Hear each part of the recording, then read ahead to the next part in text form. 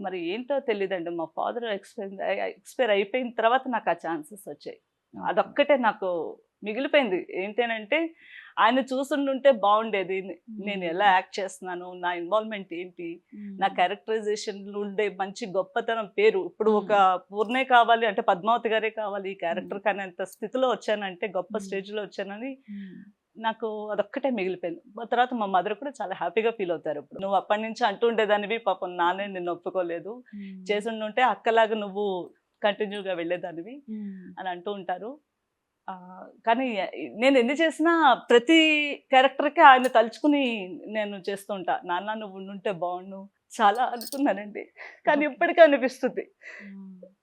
నాకు ఇప్పుడు గనుక బతికినా గూడా ఎంత హ్యాపీగా ఫీల్ అవుతానో. నాకు ఆ మూమెంట్ అనేది ఇంక తీరదు కదా! ఈ జన్మకి అయిపోయింది. ఆయన ఒక్కరే చూస్తుంటే బావుండేదని నేను ఫీల్ అవుతా.